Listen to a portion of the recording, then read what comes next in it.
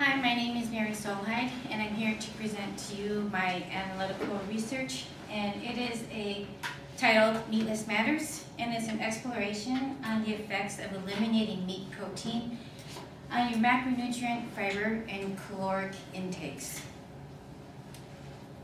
I have a question for you. Does anyone here know what a lacto-vegetarian is?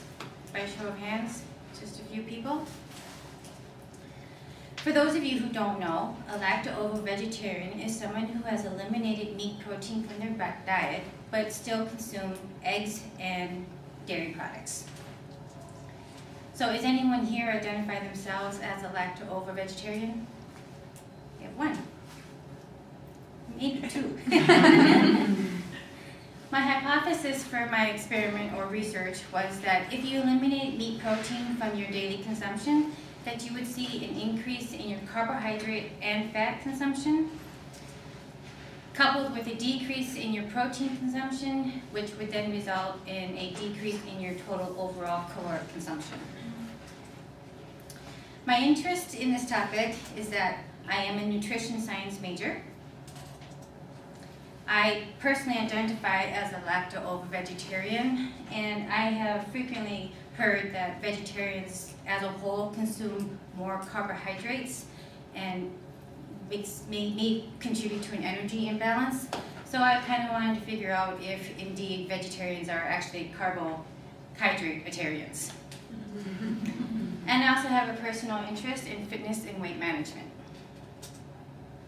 So the story here in my rhetorical situation is that I'm currently employed as a Lifetime Fitness Nutrition Club team lead. And I report to Brandon Fuglesby, who is the Lifetime Fitness Club president.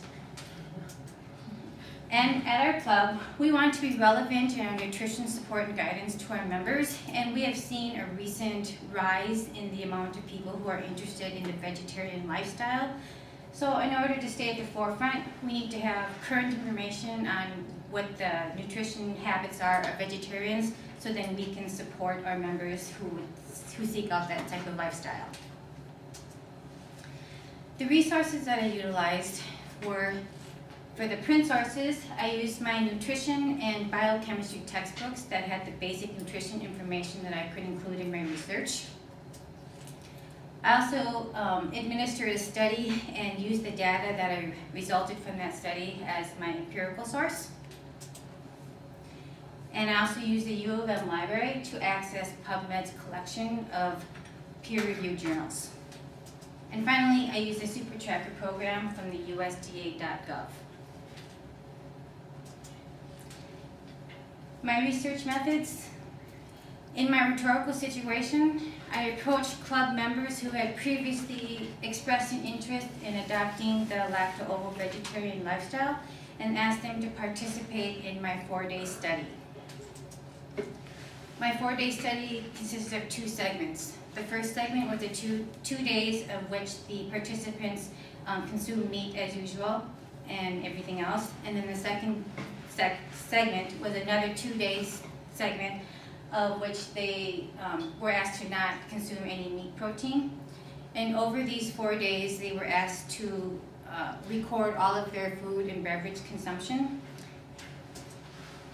And once I received the data from those 4 days, I entered them into the SuperTracker Food Tracker program at the USDA.gov. And after I was able to enter all that information, I generated the nutrients report and then analyzed the results. Here is an example of what the Food Tracker page looks like on SuperTracker. This is where a person would go in and enter their daily food and beverage intake. And this is available for everyone. Anyone can access this. So the recommended macronutrient intake as put forth by the Center for Disease Control, the CDC, is that 20 to 35% of your daily calories should come from fat, 10 to 35% of your calories should come from protein, and then 45 to 65% of your calories should come from carbohydrates. These are the results that I had. I had 3 participants. All 3 of my participants did fall within those recommended daily guidelines for the macronutrients. The one commonality between all three of them is that their protein consumption did decrease on the no meat protein consumption days, which doesn't surprise me because if you're not used to not eating meat protein, you don't know what the good alternative sources are, so you just don't eat the meat protein and you intake other food groups. And also, of my 3 participants, 2 participants saw a decrease in their total caloric intake as well as a decrease in their fiber intake. But then I had 1 participant who increased her caloric intake and then increased her fiber intake. So as a result, my conclusions came that results did not validate my hypothesis. And in this rhetorical situation, I recommended a further study with a larger sample size and then over a longer study period, which would allow more data to be collected and which would allow people to acclimate to the new lifestyle and new dietary trends would be revealed. And then also in the rhetorical situation, as a Lifetime Fitness Nutrition team lead, I recommended to my fellow team members to follow the conventional nutrition advice for all members, including lacto-ovo-vegetarians, to consume the right foods in the right quantities based on your body size, based on your age, your fitness level, and your activity level. Any questions? Okay, so did you provide like any guidelines on like what foods to eat or not eat to your 3 participants when they're in the study? Oh, this is Beth. And I did not want to give them any guidelines as to what to eat, so I wanted them to make their own decisions and not sway them. Okay. They were given a portion measurement guideline, so like a fist of food, how much this is. They were given that, and they were given a list of possible protein alternatives. Okay. Mm-hmm. But it was only over a 4-day period, so I think a lot of people, I only had 3 participants. They probably didn't get to the grocery store and buy the specific replacements and just did whatever they had in their home. Yes. Thank you. This is Kyla. Did you yourself conduct this experiment? Did you participate in it to see what the I didn't results were participate on in your it own? because one of the requirements that I had for the participants is that they had to not be a lacto-ovo-vegetarian. Okay. Because they had to have 2 days of regular meat consumption. And so then the experiment was to see how would they adjusted their macronutrient distribution over the no meat consumption days. I did not participate. The 1 participant who increased their caloric intake and increased their fiber intake, is there, do you know the reason behind that? Was there a specific food that they ate a lot of during this time, or is it just overall diet? My guess is with that particular participant is that she had the least amount of nutrition information at her disposal.